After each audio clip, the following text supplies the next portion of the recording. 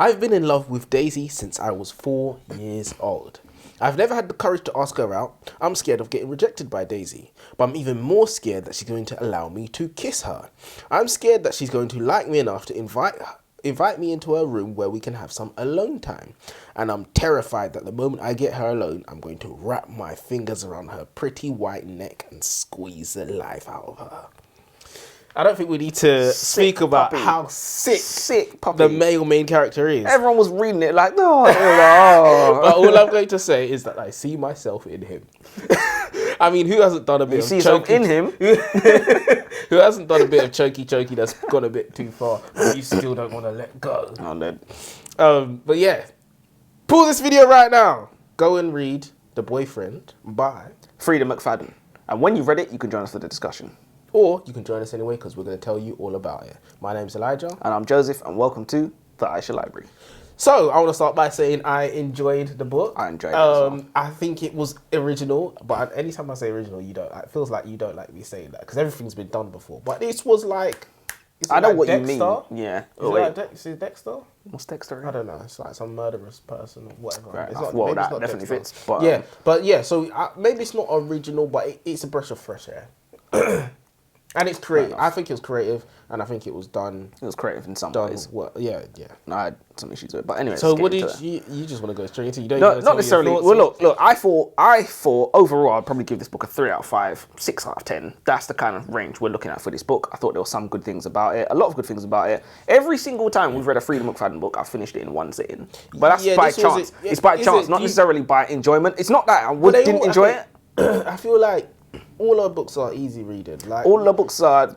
This one was actually the hardest read for me personally. I thought the first Housemaid was harder than the third one, and I think this was easy. I'm gonna have to rewatch the videos or something because I don't remember. You're just saying what numbers at me. You don't remember. I remember all the books, but I just don't remember which one is which. Okay, well the first was the third one. The third was the second one. The first. But yeah, well that clears it up. Wait, you said you got more points for this. So I've got 13. Go on, then. You go first. I wonder if Sydney knows where she's going wrong. After a car crash of a first date with an inconsiderate, Rocky-obsessed catfish who ends up attempting to assault her, a handsome man comes to Sydney's rescue, although she ends up fending Kevin off pretty well by herself. As soon as she sees the handsome man, Sydney is all smiles and decides she has been struck by a lightning bolt and would be more than happy to give the mystery man my phone number right now. Not even in the future, not see him again, give him my phone number right now. When you know, she says. This is, of course, utter woke nonsense. Though that's one of those vague phrases that doesn't mean anything to anybody. She thought the last guy she had a lightning bolt for was her one. And as it turned out, he wasn't. When you don't know, you don't know.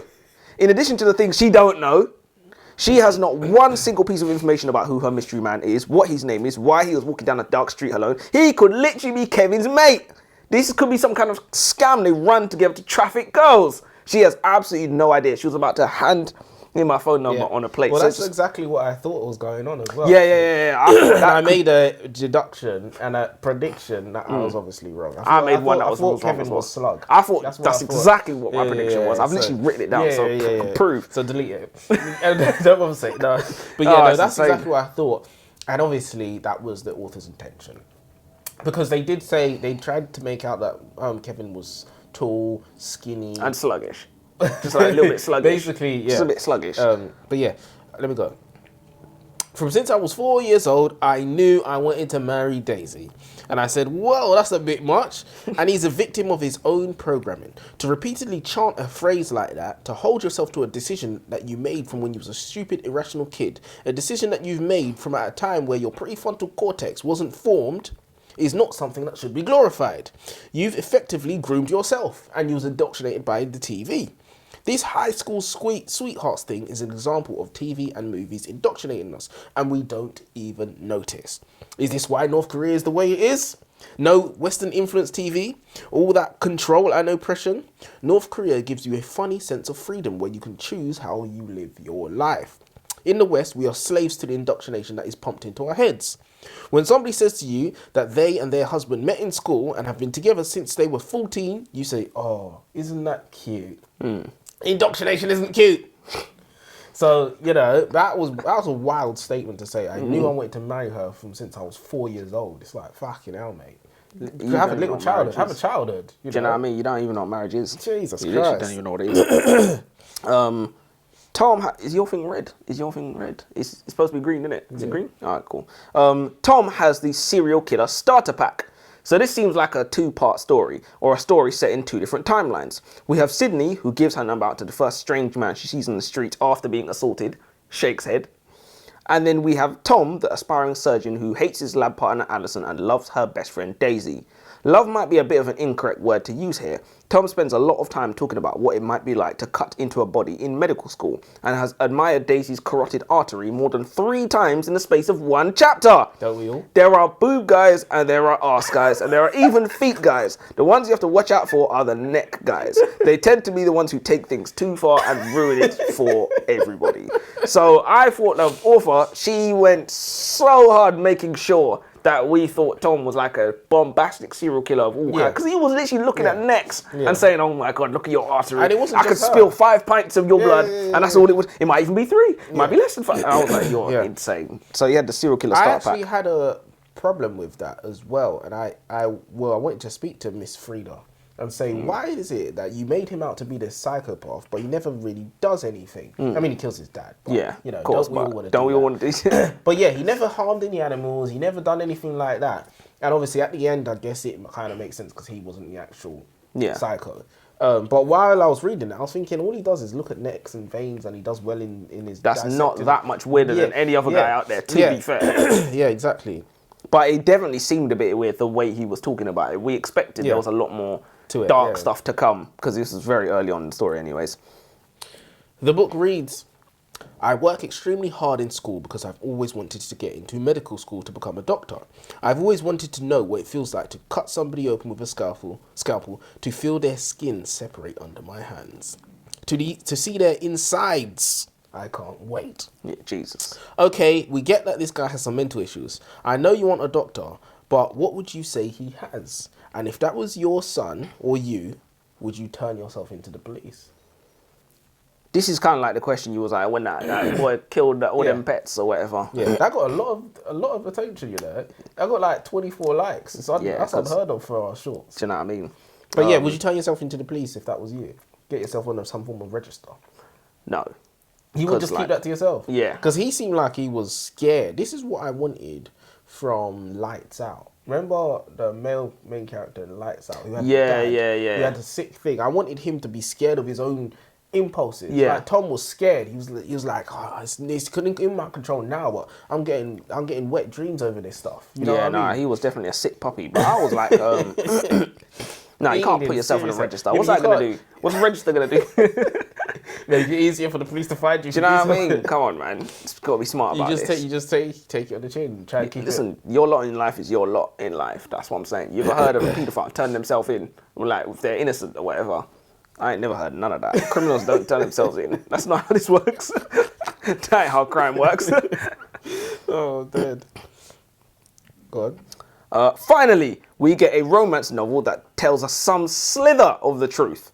So Sydney is a romance lover and she admits that romance novels give people a very unrealistic depiction of love. And the truth will set you free. So there's a reason the genre is called romance and not love. Deep down, everybody knows this, but we allow ourselves to get caught up in the romance. So it was the first time in any romance novel we've ever read, or I've ever read, that I've ever heard a character, especially the female character, say some slither of the truth. Because it's not really in the interest of romance lovers to hear the truth when they read the book. And yeah. I mean, does this book count as romance? It's definitely a bit more than romance. I think there was some romance that was shoehorned in there for the sake of keeping it a romance. But it's like when manufacturers, it's like, you know, they make a chocolate bar and they put some raisins in there, so they can call it health food. It's essentially what I found like it was. They shoehorned some love in there, and I was like, really, this is a murder mystery though, isn't it? Yeah, no. But one thing, I really dislike murder mysteries. I hate them. But we've read like 6 of them, by the way. No, but but all of hers are not like, I wouldn't say, I'm about to sneeze. But yeah, all of Frida's books, murders happen at the end. So it's not like we find a murder in the beginning and then we're chasing some murderer. Do you know what's funny?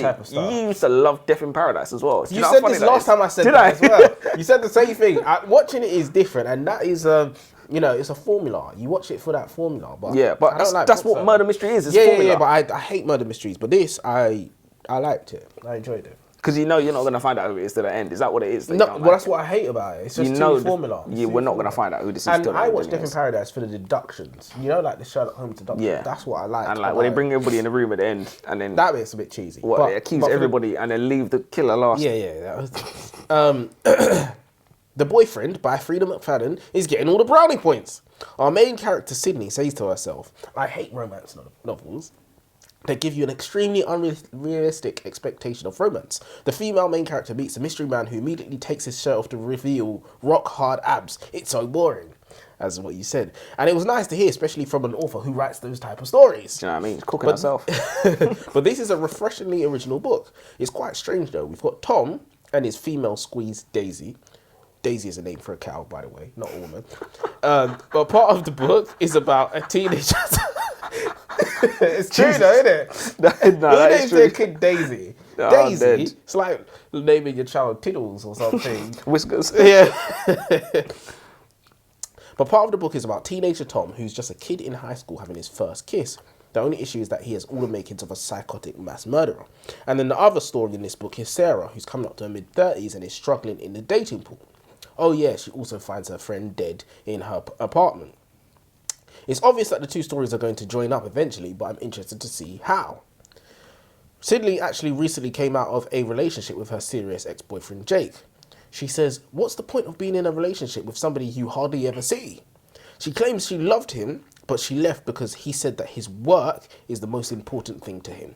Bearing in mind, he didn't work in Tesco's, you know. Do you know what I mean? He was out catching murderers. She even said he was working on the homicides. That was his thing. That was literally his bag. The funny thing is, jobs are so temporary that to throw away a relationship because your man works too much is a bit fickle. Was that a wise decision? Especially because look at the position she's got herself in because of that. She's now 34, going on dates with creepy guys who sexually harass her and physically assault her. Do you know what I mean? So that wasn't a good decision. As I said, jobs are so temporary. He could get a promotion tomorrow and then be on a 9 to 5. Facts. But you threw it away just because of 100%. that period of life. Well, you're not even seeing him. Like, it doesn't make sense. Yeah, when my missus is out all day, I'm like, hey, do you know what I mean? I'm about to rub one out. Only one. I got my 3 o'clock. I got my 6 o'clock. Do you know what I mean? I got them lined up. Facial Fridays. Might have cheeky little 11s between lunch. Yeah, that's a good point to be fair. I didn't put it in, but I do remember when she said that, and I was thinking, is there any kind of indoctrination in this? And I didn't put anything about it, but I do think you're right. Like, what's the point of being in a relationship with somebody you never see? Yeah, you know, as if that's a thing that we all just think. Yeah. Do you know what I mean? Yeah, I mean, there's soldiers out there. There's police officers out there. There's people, lorry drivers out there who all have relationships, who all have families, and they don't get to spend as much time as they would like to with their significant other. But you can't say, what's the point of a relationship? As if the whole purpose of a relationship is to see a person. Exactly. If we was like jobless, homeless, and broke, you'd see me all the time. We wouldn't be happy, would we? What's the point of having a brother if you hardly ever see him? I might as well kill him. Slug is the smartest person in this book so far. So Tom's best friend is called Slug, the abrasive, grotesque, undesirable yin to Tom's yang. He got his nickname by, you guessed it, eating slugs. Which is extremely dangerous, by the way. Oh, is it? It's extreme. There's a guy in Australia who... Where you got paralysed. Yeah. So no, it's something never do that. Not funny. I mean, to be fair, it wasn't funny anyway. It was never funny. It was literally never ever funny. I was going to say it. I didn't want to say it. I don't know what percentage of our 3 viewers is white. Funny enough, right? I was at work and a guy told me a story. He said, I used to work in a builder's merchant. Yeah. And one of the drivers who was delivering came in and he went and had a shit behind the shed. He couldn't be bothered to walk to the toilet. That is insane. And I was like, I bet I know what colour he was. Yeah, and come on, man. And the guy said, yeah, it was a white guy. Of course he it's a white guy. It's a white guy. That's insane, by the way. What? Behind a shed? There's certain things that... You just know. Certain things that people do, it's like...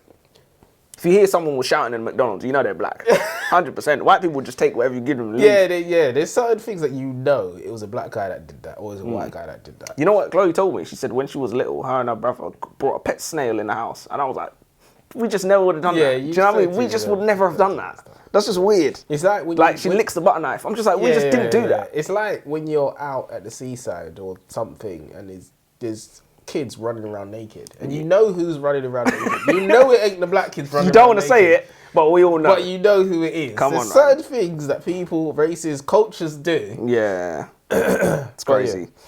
Yeah, so he got his name by, you guessed it, eating slugs.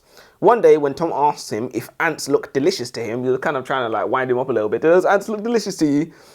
Slug replies, is eating insects really so different to eating a cow or a chicken or a pig? Slug is, of course, correct. It's all protein and it's all food.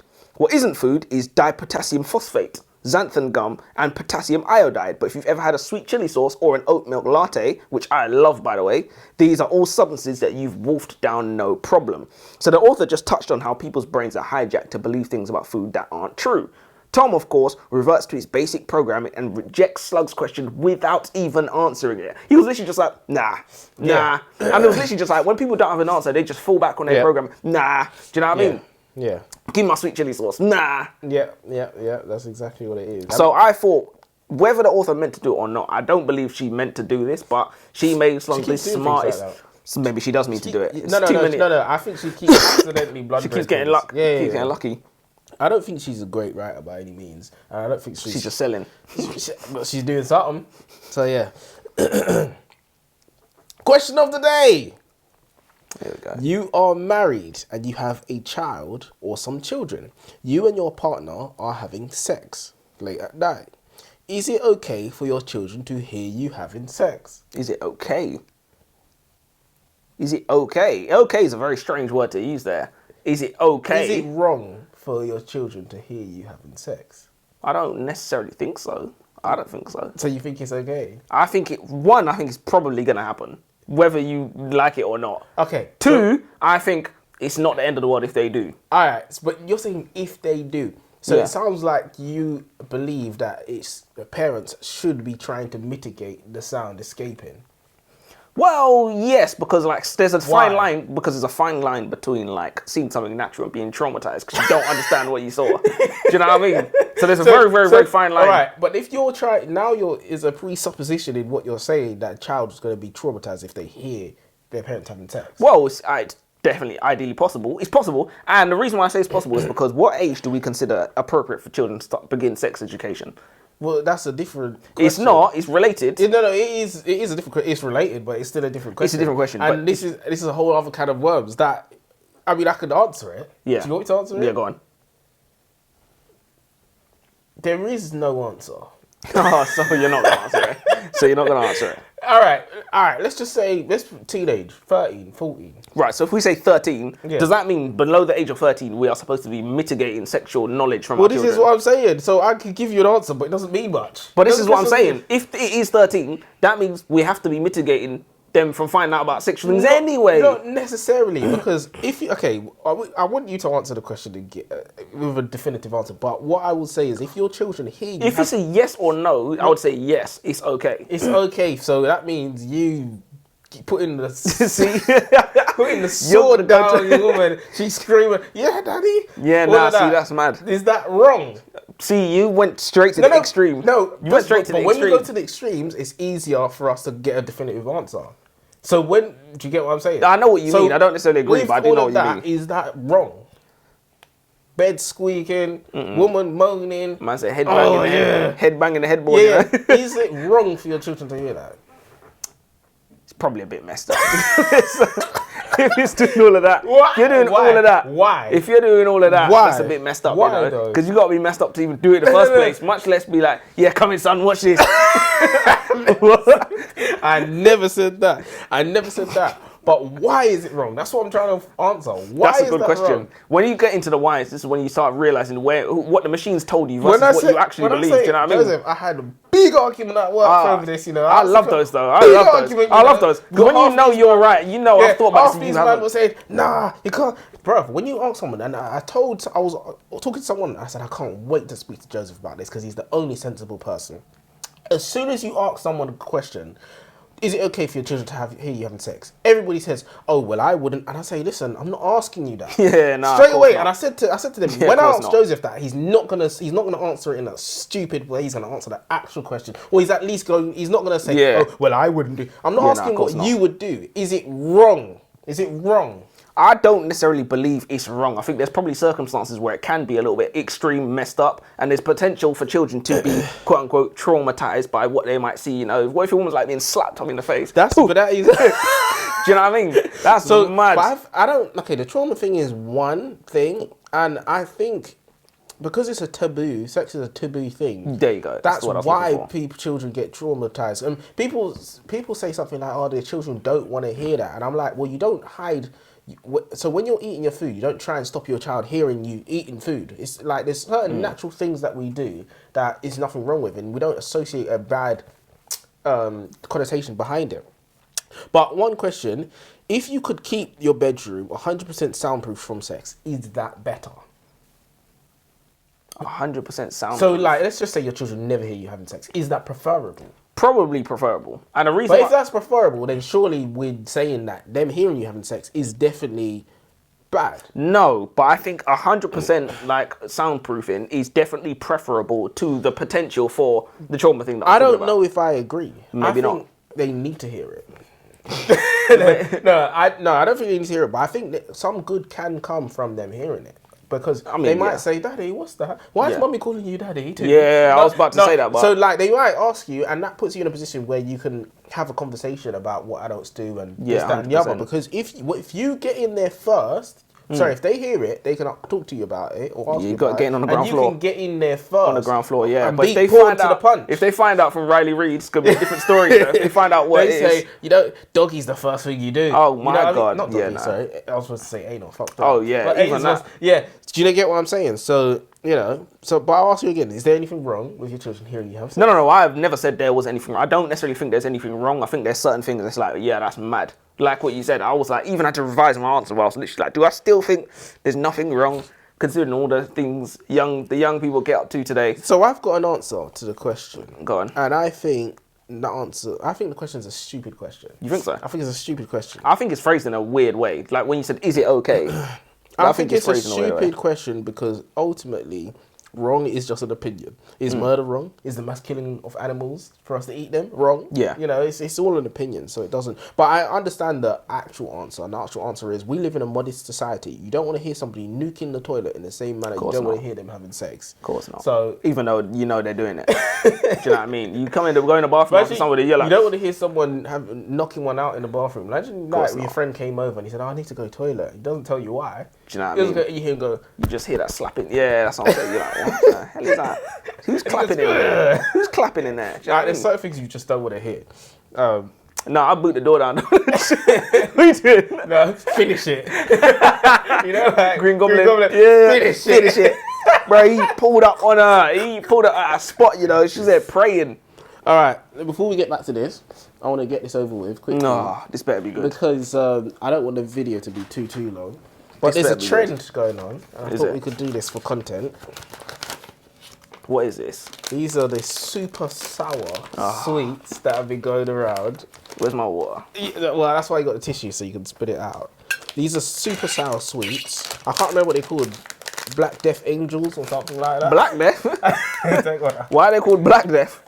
It's just to see if you can handle it. The first person to spit it out has to eat the rest of the packet. Admit that they're a pussy on camera.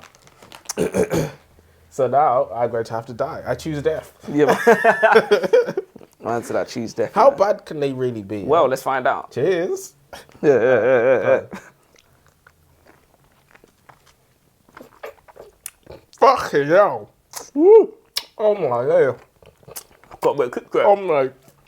Woo. Oh my god. Is that minor for you? Oh. Ooh. Tell you what, lad. I think no, that's. I got none of that. Oh my days. Oh. I think the worst of it's terrible. Oh, Joseph. Yo. That was bad. Oh, very bad. Catch over. That was very bad. Your sweet's now nice. Now it's good tonight. Oh. How was that minor to you? I don't know. I'm just good at keeping a poker face. That was terrible. My tongue feels raw. My eyes are Christ. watering. I don't know how. Maybe it's because you're young and you eat sour stuff. Young, I don't really eat sour stuff anymore. Not anymore. Not like this. That was bad. The hell? Wow. So That's imagine fucked eating up. 2 at the same time. No, we're not doing that. I think my tongue's gonna be fucked for the rest of the day. Yeah, my tongue's actually done. Whose idea was that? My tongue's actually done. What the hell was that? Oh my god. Oh my god. They're gonna think it was faking as well. People are gonna watch you like, yeah, but it's not that sour. I would need to spit it out, but because you were taking it in my mouth. Oh, Jesus Christ. My tongue's actually hurting It's now. hot. My mouth's hot from that. Nah, my tongue's actually... Oh, what? That's fucked up. Oh, you know when you're watching... The roof of my mouth is done as well. Alright, let's get back to the video. Oh, my, you know when you're watching Hot Ones, they eating Hot Wings, you're like, Yeah, I bet I it's could do like- that. Water tastes funny as Yeah, well. it would taste disgusting. I just put it Jesus down. Christ. Should have done it at the end of the night. Ugh. Is If you it do my that drunk, turn? if you do that drunk, you know you're throwing up. You know you're throwing up. I might still throw up. Oh, no, it's my turn. Wait. What was your last point? Oh, well, mine was the question of the day, really, so it is my Right. turn. Oh, okay, go on then. Um, Oh, my days, my mouth's... I like this book, The Boyfriend by Freida McFadden.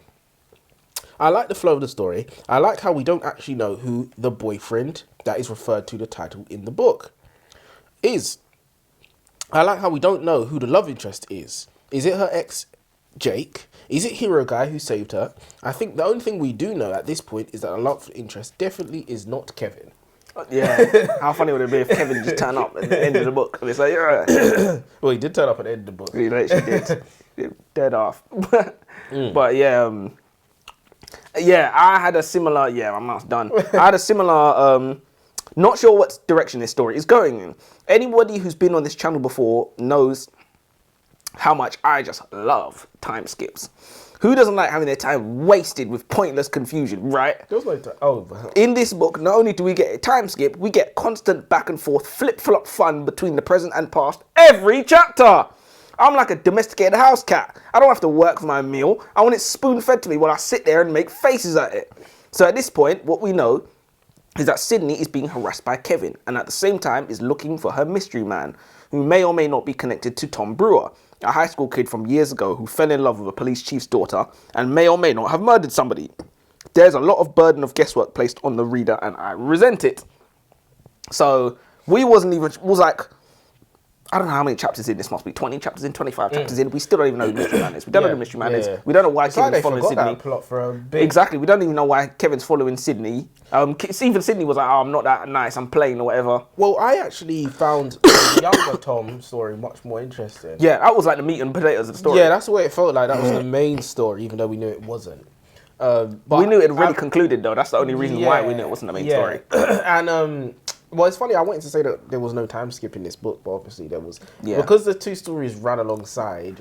They began to converge. There was a point where it stopped being so much of a time skip. But in the beginning, I was like, I don't know who any of these people are. Yeah. Once you realise that Tom is the same guy in both and there's a connect between the two timelines, then you're like, okay, fine. Yeah. Okay, first problem I have with the book. Mystery hero man turns up at coffee shop by chance when Sydney happens to be on a date at the perfect time to also save the day. Of course. He then pays for the date that he wasn't a part of, then offers to buy her clothes, and then offers to take her out for dinner. I mean, come on. That was so forced. There were so many ways to do that better. She could have needed to go to the hospital. He could have worked in the local hospital or something, seeing that he's a doctor. Yeah, come on, man. Apart from that, this is a fantastic book. We have the backstory from Tom and Sarah, and then we have the current story of Tom and Sydney playing side by side. If I was being picky, we could have seen more sadistic stuff from Tom, such as him killing animals or something, because all he has are bad thoughts. That's it.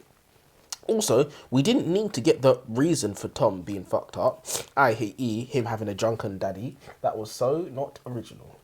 Do you think it was necessary that he needed to have a reason to be fucked up? He could have just been fucked up. You know, some kids are just fucked up. Yeah, someone had to be the first fucked up kid. Do you know what I mean? He didn't need to have daddy issues. Yeah, it was a lot. It was a lot on top of a lot. Imagine my mouth's done, you know. My mouth's actually still hurting. Oh, just what I wanted. another character. This book already has too many characters. There's Sydney, today's protagonist. There's Daisy and Tom, the protagonists from the past. Add to that, creepy Kevin, Gretchen and Randy, Bonnie, Sydney's mum, Slug, Tom's parents, Alison, and I'm sure there's more. There's the police chief, for example. There's Tom's dad, for example. The police chief was Alison's, not Alison. Well, Daisy's dad, yeah. Sydney's, out of the clear blue sky, Bonnie, Sydney's best friend, turns up murdered. Good. And who should turn up to investigate the murder but NYPD detective Jake Souza, Sydney's ex-boyfriend. As we end up finding out, the introduction of Jake was a clumsy two-pronged attempt to primarily have Sydney learn important details about Bonnie's murder, and secondarily, to shoehorn an extra romance story into the story. And as much as I respected Jake's character, he did not need to be in this book, just like 60% of the rest of the characters. So, so one thing, I completely agree with you about the Jake thing, because he would literally nonchalantly phone her up to tell her things he should not be telling. It was ridiculous. But two, what I will say, because I'm the first person to despise an influx of characters, but I would say she gets away with it because it's 2 stories. That's why she gets away with it. If not for that, then I'd be a lawyer. Yeah. You should be a lawyer, innit? But yeah, I mean, look, if 2 stories are running side by side, they're gonna have characters. And I never felt it was difficult to keep a track of. Even with her friends, they killed off Bonnie early, so she only had one friend, and she was Gretchen. That yoga, I forgot about the yoga woman. Do you know what I mean? The girl from the yoga that was like, your boyfriend has a dark aura, or whatever. See her, when she said that, I didn't even know who she was. Do you know? I didn't know who she was. But yeah, I think it's the most realistic thing ever, though, isn't it? A single woman's friend, and he's got a dark aura. Chapter 36. So Tom and Slug are in it together, trying to murder Sydney. I don't know why it's taken me so long to figure that out. So I thought Kevin was Slug, and Tom and Kevin are still best friends, and they are an evil duo that go around murdering young women. I continued. I assume Slug/Kevin is the one that purposely gets girls on the dating app using a fake image, takes them on a terrible date till they walk out on him. He gets a bit physical with them right up until Tom swoops in and saves the day. Tom then gets the girl, then they both killed him together. Clearly I was way off. But that's what would have been a good story, though. Yeah, that's what I thought was happening, but that's not what was happening at all. And even the plot twist, I didn't see it coming. No, I didn't see it coming at all. I knew neither one of us were going to see it coming. Yeah, but well, maybe it's because we don't see women as threats. Yeah, we don't see women as threats. There's something misogynistic about this. At large, we were just like, she's a woman, she's harmless. She knew that. The author knew that. That's why she placed that. Because I was thinking, I mean, even when, like, I'm jumping ahead, but when Randy's nodding off, I'm thinking, what's going on? Straight away I knew. As soon as he was like nodding off, I was like, yep. I was thinking to myself, wait, what's going on? Like, when he said, so I think Daisy said, not Daisy. Gretchen. No, Sydney said, I'm going to head off. Because she finds the hair in the toilet. Yeah. I'm going to head off. And when Randy says, that's fine. I was like, thinking, wait, shouldn't he want to keep her in there? Do you know what I mean? No. But yeah, no, I didn't see that comment, so I liked that. And also the idea of a good man is foreign to us. Which is why I was like, what? Of course it's Randy. Characters for the sake of characters, and now we have inconsistencies.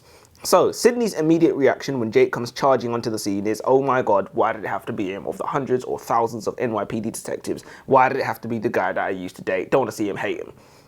And we was like, there's going to be some kind of friction between them, maybe they had a bad breakup or whatever it was. Later on, as Jake is gaining a bigger role in the story, and it's becoming apparent that besides an awkward breakup, there's not really much of a problem between them at all. Sydney is all, Jake's success rate at solving homicides is amazing, and if there was anybody I'd want on this, it's him. That certainly was not the reaction she had when she first saw him, and in fact, why didn't she call him? Yeah. So I was like, he came in and she was like, oh my god, why did it have to be him? And it was like that kind of... and also the reason why she left him is because his success rate is so do you know what I mean? So it's funny that she wants him. And the reason she got back together with him was because his success rate was so high. So, boy. Women. I don't really like the whodunit murder mystery books, but this one has been done really well. The way Gretchen slips up about the fact that she gave a false alibi to the police for Randy, and it's believable that Sydney wouldn't want to call the police and ruin Randy because he has a previous history.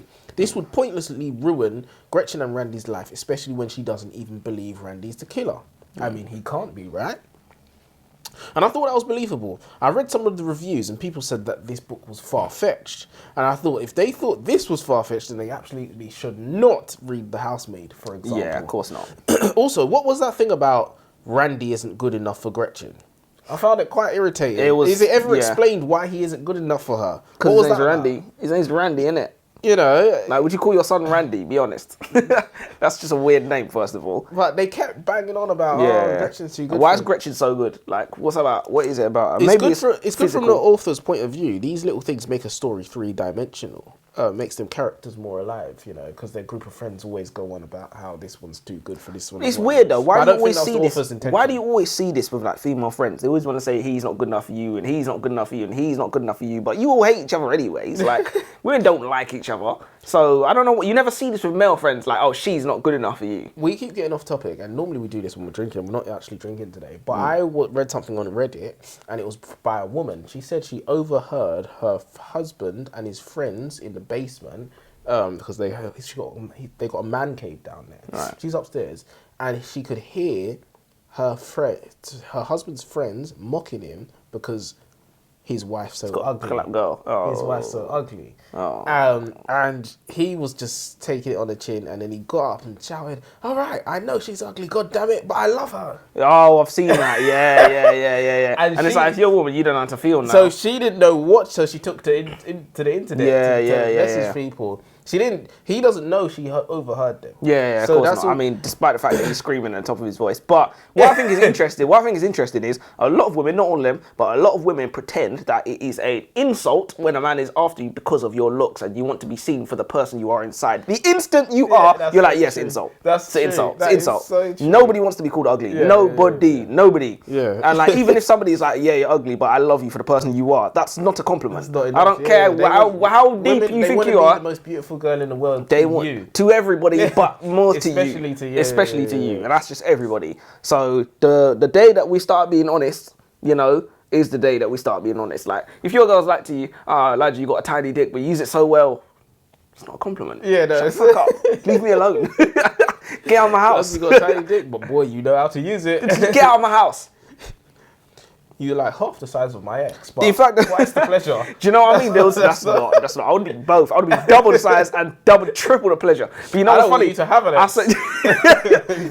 Only ex I want you to have is Xbox. You see what I'm saying? I saw this thing on Reddit where it said, what did the guy say? Yeah, the girl said to him, "You're not the kind of guy I'll hook up with. You're the kind of guy I'll marry." And he was like, don't even have to say to he was like, "Why wouldn't you hook up? Like what? The hell are you talking about? Like, have I got money or something? Like, what are you trying to say? Like, am I a stable guy or like what?" You gonna go? Because Yeah. I've got 3 more. I've got 4 more because 2 of my notes are numbered 9. All right. You actually always do this. You called Sydney Sarah early in the video as well, you know. Did I? Yeah, you did, and I was like, then you said Sydney again. I was like, I'll let it go. I probably have it written down as Sarah. That's why. The plot joins the party, finally. Halfway into the book, and we're just now beginning to see signs of the plot. Sydney is on a date that appears to be going well when Mystery Man walks in. At almost the same instant, she has a nosebleed and scares away her date. Which I was like, the author was like, we need Tom in and this guy out ASAP. Yeah. How do we do it? Nosebleed, go. Break. Do you know what I mean? It was like, there's no time for it. We didn't see or hear from that guy again, you know, who was scared of I don't blood. remember his name. It doesn't matter, innit? That was the point. He's scared of blood.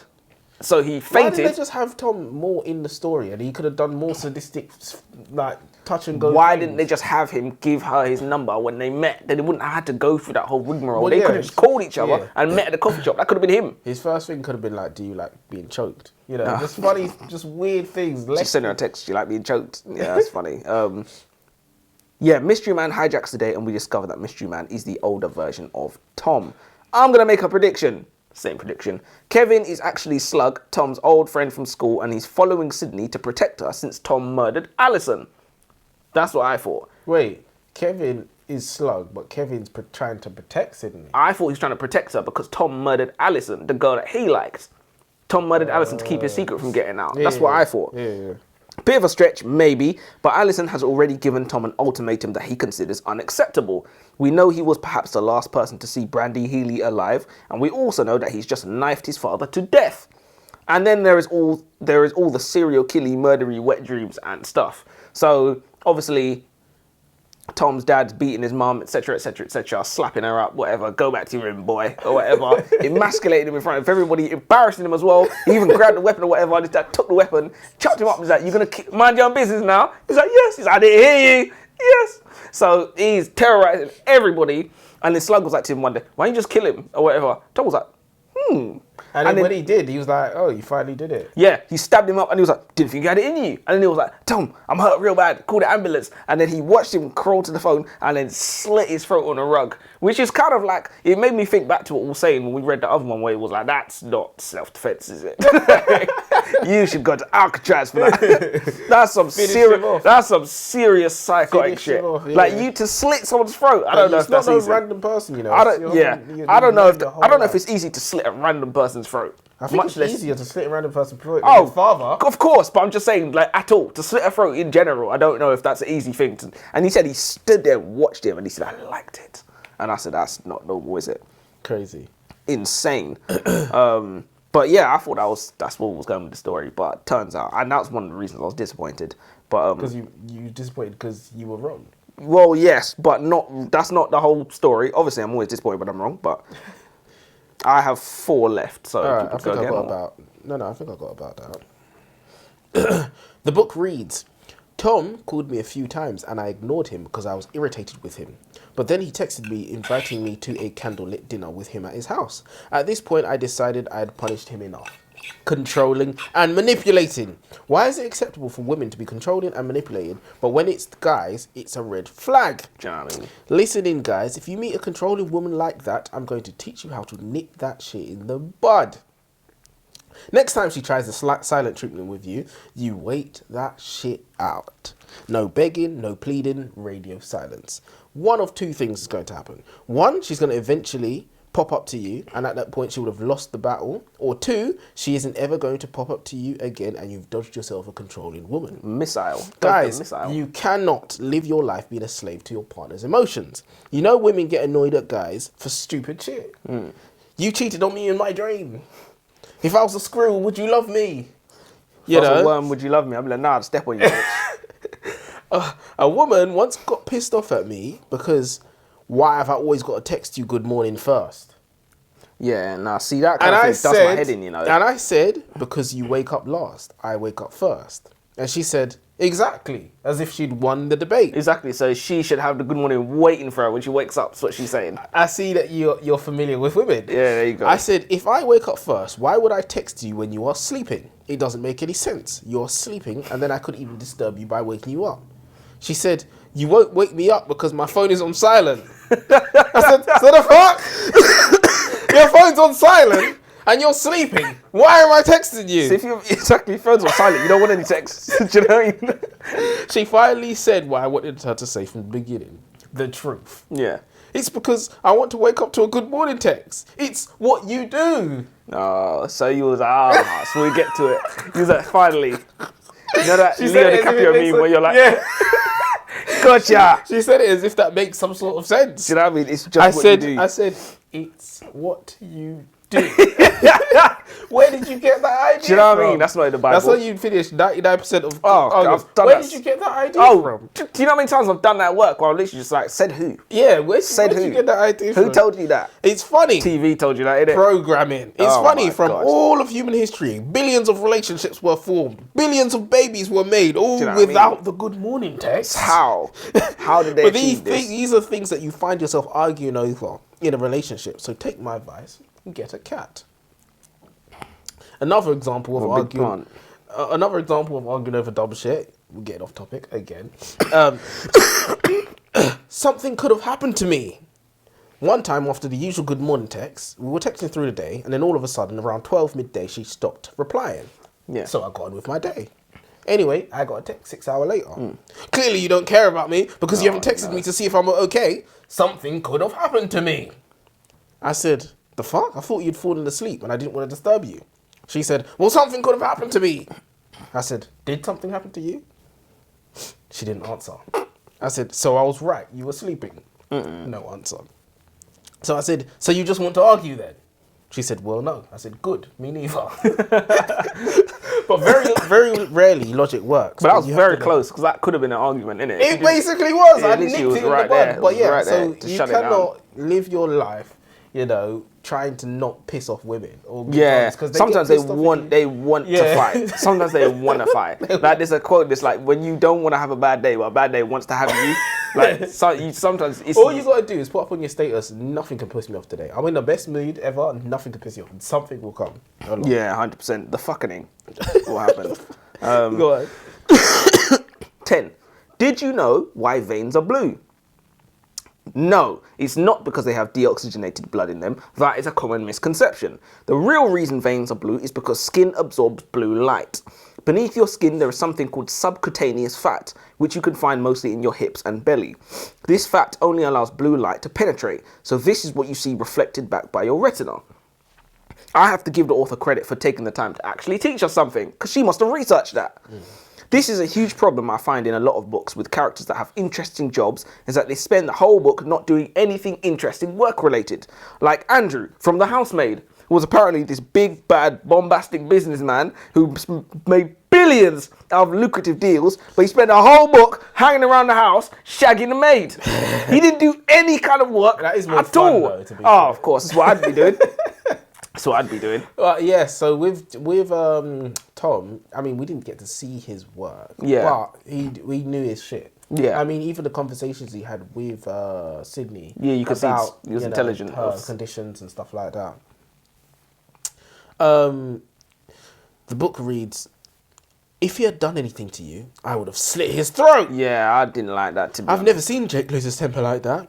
Of course, the cop who uploads the law would commit cold-blooded murder for her. For some random girl that they used to date, he couldn't Yeah. be bothered to see. Yeah, the way I rolled my eyes. Do these books have to have a cliche part in them? You know, the man who will risk it all for the hot female main character. Does it have to be They that? can't get away from it. It's what they want, because like I said, You got to give the baby the candy. you got to give the babies the candy. And not only that, but the woman ultimately she wants the guy that will risk the whole world and everything to save her. So even before, she broke up with him because she wasn't seeing him enough. Bear in mind, he's solving homicide and saving babies and children and animals and doing literally superhero level work. And she was like, well, I'm breaking up with you because I don't see you enough. Yeah, I want to Netflix and chill.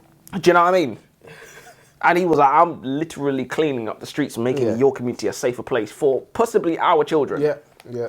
She was like, well, I don't care about that. Somebody else can do it. So it's like, we don't necessarily want a hero. Heroes sacrifice a lot, including the girl. Yeah. Do you want to go again? 'Cause yeah. I've got one more. Okay, I'll go twice Well, and then I'll have one. But you've got, I'll go twice, then I'll have one so more. you've got three left. Yeah. All right, you know to what? make sure. I've got another one here as well. So I'll just go, and then you go, and then I go. All right. You know, the same shit we've been doing for the last year. Do you know what I mean? We still have to talk about it. We still have to communicate it. The author missed the trick by having older Tom admit to Daisy dying. You know, there was a scene where he's speaking to Sydney and said, Like she died. She died. We could have been on the edge of our seat for the younger Tom story. Oh shit, Gretchen and Randy are on it together. Okay, I just put my foot in my mouth. Apparently Daisy is still alive. Yeah. But yes, I don't know why I guess it kind of made us know where the story was going, and then, you know, I like the reveal with Daisy and whatnot. Yeah, I set up a enjoyed twist. And also, I'm just going to say it now, the letter with Kevin's hair at the end, I liked that, and I liked the fact, I didn't like it, but then I found a reason to like it. Okay. So, I liked it because it's good. It shows that Sydney's not perfect, because she does wrong too. She should have turned that into Jake for them to try and catch. Well, we've already got that. Like when she's covered for Randy, when she realised he didn't have an alibi, she should have told Jake straight away, but she didn't. But that was different because she's covering for a friend, which is something we all do. Whereas in these stories, we get a woman who's the perfect girl, and this is she should have turned that one in. No, I know. But the reason why I disagree with her covering for her friend is because if Randy was the killer, Gretchen is the first person in danger. So it's not necessarily covering for her. That could actually be putting her in more danger. She only covered because she truly believed that it couldn't have been Randy, and that doesn't mean much, but it still means something because intentions. She truly believes she should have and turned she Kevin. thought she was doing a good thing, remember? Because she didn't want to uproot their lives for no reason.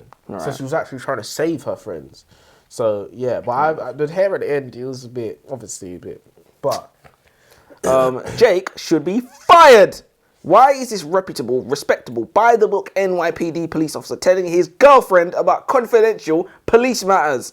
It's clear that Jake was written into the story to avoid having Sydney turn into some kind of private investigator in order for her to discover more details about Bonnie's murder and advance the plot. He's a handy plot device where Sydney can just ring him up and he'll tell her anything she needs or wants to know because he cares about her. Not enough to take time off work to be with her, by the way, but he cares about her. Enough to risk his career for her. So literally, Sydney will call Jake at 11 p.m, ask him, what's going on with the case? He'll be like, Sydney, I can't tell you about what's going on with the case. She'll be like, okay. He'll be like, wait, I'm going to tell you what's going on with the case. And I was like, Joe, what the hell? Why are we doing this dance? It just makes no sense. Ridiculous. Should I go again? Because how many have you got? Have you got one left? I got one. No, all right, let me go, and then I'll have one, and you have one. Tom actually did it. He actually murdered his father. So Tom's father is an abusive drunk who beats his wife routinely, and Tom has always fantasized about killing him to protect her, which he does end up doing, and the book frames it as Tom has stood up to his father on behalf of women everywhere. And it was a heroic thing to do. The issue I have with this, or the several issues I should say, is one, the mother wasn't actually at home. So she wasn't in any danger and Tom wasn't protecting anybody, nor did he do it in self-defense. Two, he stabbed his dad in the gut and then slit his throat when he tried to reach for the phone to call an ambulance, which is borderline psychotic. He didn't reach for a bat, you know. It's not like he was, Hulk and it didn't go down. He was reaching for a bat. You have to he was crawling for the phone to call an ambulance and he slit his throat. It's insane.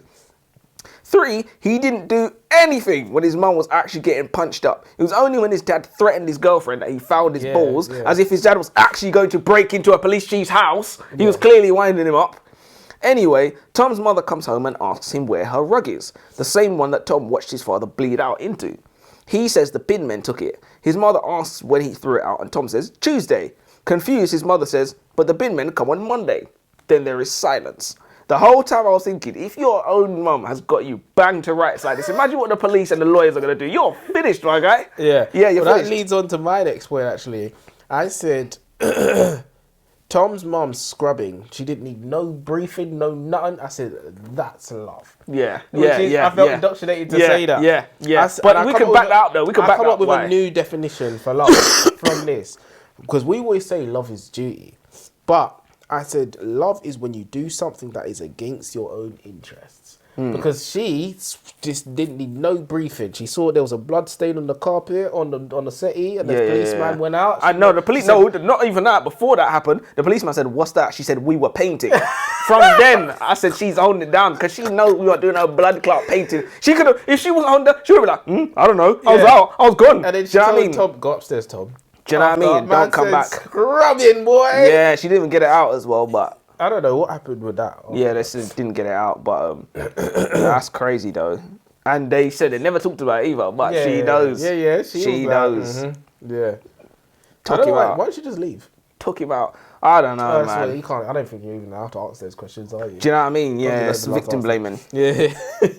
It's a valid question, though. It is a valid question, especially in this situation as well. Like, why don't you leave? Like, the police came around. She was like, yeah, officer, I hit my head on the door or whatever, where she looks like a raccoon. Twist after twist after twist. So, as we know, this author likes to set us up to think one person is the villain, and in reality, it's their mothers, uncles, brothers, cousins, barbers, dog walker. In this book, similarly, we were all tech for idiot. It was Gretchen all along. Gretchen, Daisy. Or should I say, Daisy, the psychopathic police chief's daughter who murdered Brandy Healy out of jealousy, then murdered Alison to keep Tom's secret safe, then murdered Slug, and murdered Bonnie, and murdered Randy, and tried to murder Sydney. Then Tom calls the police, which is like, why did it take you all this time to call the fucking police? Then Daisy and Tom run away together. I was like, where's this Batman? You're Batman and Robin now. Yeah. I'm sure there are people who would have found it. Do you know what I mean? I'm sure there are people who would have found the ending gripping and moving, etc. But for me, it raised more questions than it answered. Like, who the fuck was Kevin? Do you know what I mean? Why was he the star? He was some guy. He was some guy that was following around and then he died. And that was the whole... And fair in mind, he's the first man we see in the book. In the epilogue, it's explained that Daisy and Tom murdered him together after they ran away. Kevin was the definition of man's just hearing it. Secondly, when Tom saw Daisy/Gretchen on the street, why didn't he just say, she's a murderer, she'll kill you? Job done. He was there like... And then Randy was like, piss off, mate. And then he was like, all right.